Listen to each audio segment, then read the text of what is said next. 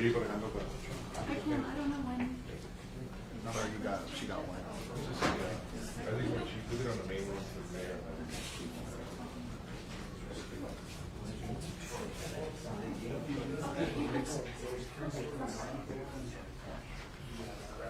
You guys all ready? Okay. So thanks for being here today. We're going to go over our warrant operation that APD conducted from Monday through yesterday and go over the totals on that and talk about the larger warrant operation that we have going that we've been doing all year, but now it's kind of ramped up with the new state funding. So we'll start off with Mayor Keller. I do want to tell you that at the end of this presentation, we do have a video we want to show you about a shooting that occurred last night, and Chief Medina will say a few words about that. Mayor?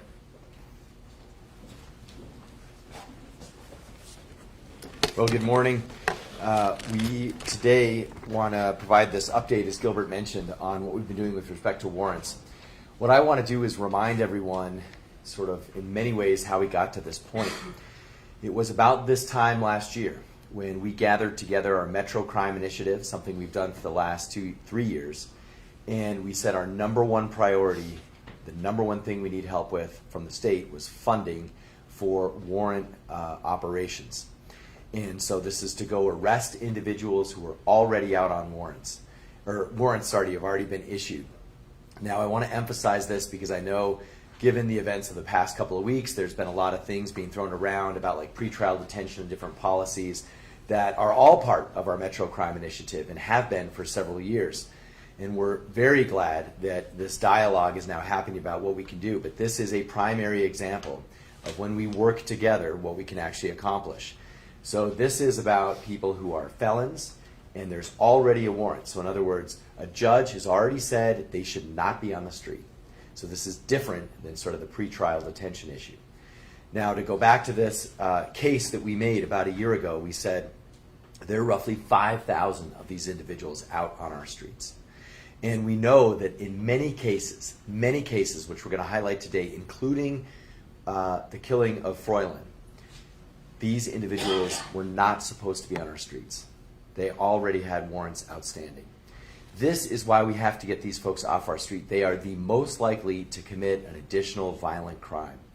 And so fortunately, last year, the legislature listened, the governor listened, we got funding, and now we are working together with all our partners as of about July 1st, because that's the money just came out in July. So basically from August now to through September, we have ramped up our warrant operations. Our warrant arrests are now up 30% from last year. And we believe that statistically, for every single person that we actually serve that warrant and get them off the street, statistically we are saving lives because there are so many crimes that are committed for folks who already have warrants out for their arrest. So that's what this program is about, and we are grateful that folks listen. Now obviously, I'm mentioning this because we're going to need help again. We've had many discussions over the last few weeks about what our city needs. We sent a letter with 40 plus items that we could use help from the state and from our state legislature and that our partners are interested in. And so we want to use this as an example. Look, MCI is working what we did last year with respect to getting us all together and funding warrant roundups. And now we need to do the next steps, and those next steps are already outlined. So we know when we actually work together and collaborate, we don't blame each other, we stand with each other, we support each other in law enforcement, and most importantly, we listen to the police. They know exactly what we need to do to make our city safe. And that is what this issue came from. I asked our chief a year ago, I said, what's the number one thing we can do to make Albuquerque safer in the short term? And he said, go out and arrest everyone who's outstanding on warrant. That's where this idea came from. So we hope this is a good example of how we can listen to our officers, listen to victims, and how we can make our city safer. So with more details on this, I'll hand it over to Chief.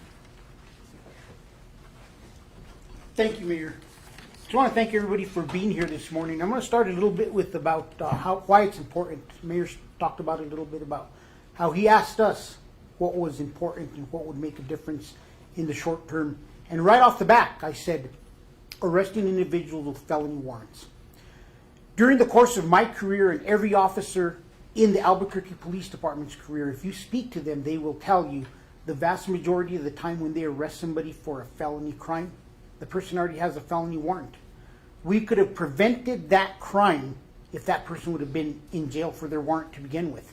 And this is thousands upon times that this is happening throughout the year. Right now, I think we've cleared somewhere near almost 3,000 warrants for the year. But don't quote me on that because I'll get you the exact number a little bit later. But as Mayor Keller stated, we arrested 121 people, cleared 105 felony warrants, and made 60 new charged felony arrests in just 4 days during the course of this operation. We did this in two ways. Make contact with individuals. If we had a lawful objective, check for warrants. It could have been a traffic stop. It could have been some other crime that was occurring that they came across, and they found that that individual had a felony warrant. For this operation and what will be a larger ongoing operation, we've been working to create a list with the DA's office. Currently, the District Attorney's Office has approved 500 people that we should be searching for to arrest for the warrant operation that we got funding for. Of those 500, 147 of those individuals have already been cleared from the list. We found some were deceased, and we found others were in custody in other places. We found that we took some into custody, and during the course of this 1 week operation, we took 14 individuals into custody. The list has 21 current active murder warrants on it. Most of these murder warrants are from the past couple years. We are looking for individuals with violent crime background, child abuse, criminal sexual penetration, armed robbery, aggravated assault and battery, assault against a peace officer, shooting at or from a motor vehicle, felon in possession of a firearm. And there are some prolific property crimes offenders that we're looking for. We have an auto theft problem in Albuquerque for years, and we are focusing on some property crimes offenders such as shoplifting, auto theft, and possession of a controlled substance. We're providing the names of everyone arrested this week. We're also highlighting the arrest of the 14 individuals that were on the list for the DA's office.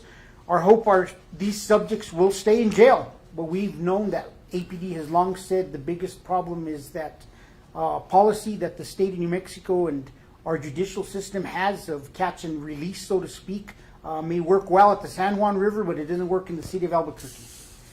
I hope that we could get our legislators to agree and to ensure adequate service for addicts and individuals suffering from mental health issues are addressed.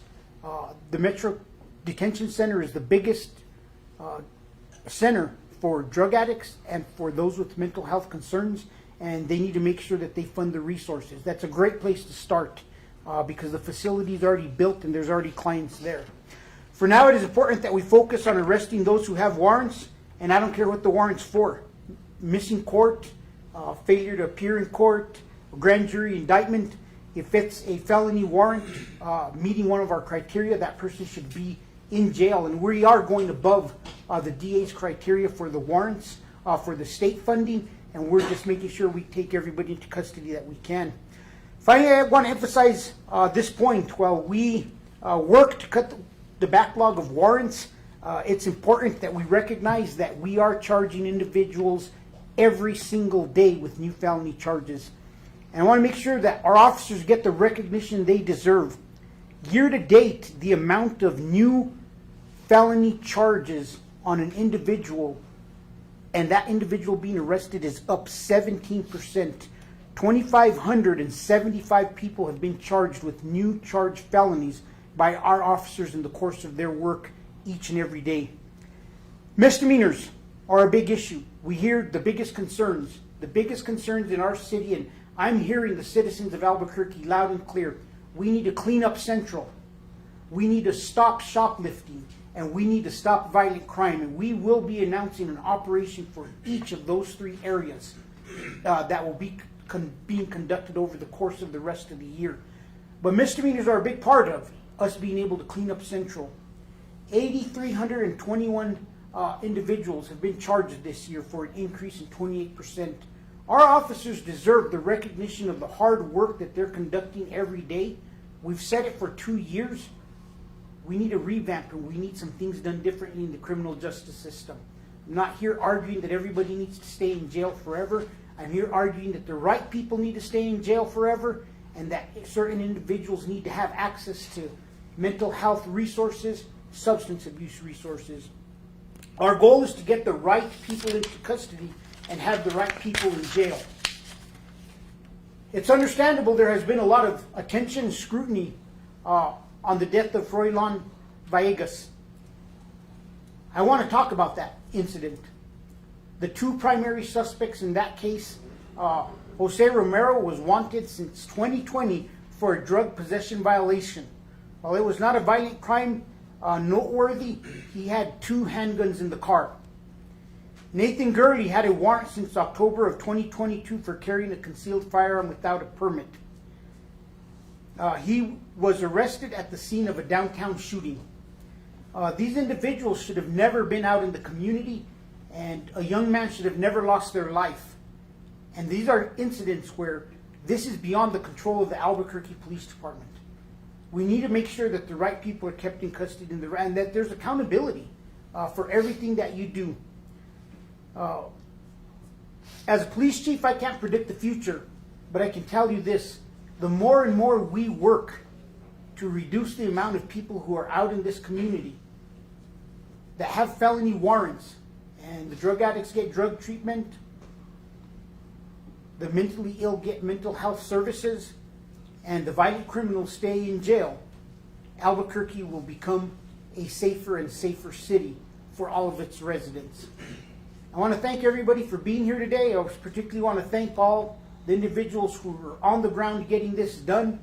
I'm very proud of the work the Albuquerque Police Department does day in and day out. You saw the results yesterday when we released the stats for the first part of the year. It is showing that our officers are making a dent. They are reducing crime in so many crime categories, even though there are still so many pieces broken in the criminal justice system. If we could just get people detained a little bit more, and we could get individuals to the resources they need, there is no doubt that crime will go down. And I'll once again make this bold statement. You get my average jail population at the jail up to 2,000, and we will see a way different Albuquerque. Thank you. You want to go to the video now? Or we'll show you the video now. Why don't you explain what happened? You know, we had officers out last night on a traffic stop, and I think it is important that the community see what our officers are up against right now. A couple weeks ago, an Alley County deputy who worked for a good friend of mine was leaving a police station and was ambushed and killed outside of his police station. And I know that there's a lot of narratives out there. Sometimes the Justice Department likes to ask why, or they're concerned, why is there an increase in officer-involved shooting? Because there's increased violence against officers across this nation. It's not just the city of Albuquerque, it is also the state of New Mexico. I spoke to the state police chief last week, and he said there is a drastic increase in officer-involved shootings across the state of New Mexico, not just across the city of Albuquerque. And I hope the Justice Department, our monitors, and everybody else who is concerned about the amount of shootings we've had recognize the job is dangerous for our officers each and every day, and there are people out there that want to simply hurt a police officer. I am grateful that no officer was injured last night. I ask for everybody involved in these reform processes to look at what's going on nationwide and recognize our officers shouldn't go through this every day.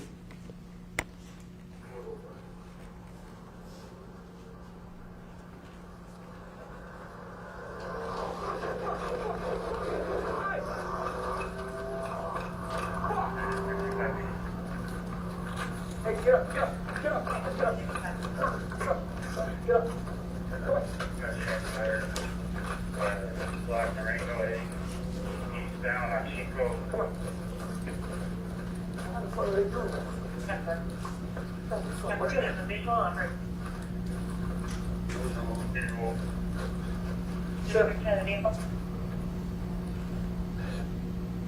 You know what the most impressive thing about this is?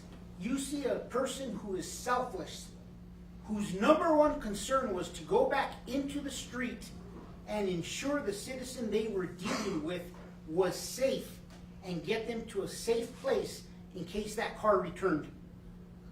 That officer had cover already. So every single individual who doesn't think that this is a different department in 2023 and that our officers care about the individuals that they're arresting and the citizens of this city and would not put their life down for them, look at this video and tell me otherwise. Thank you. So just real quickly before we take questions on overall, we did arrest the individual who fired the shots. His name is Kevin Morales Molina.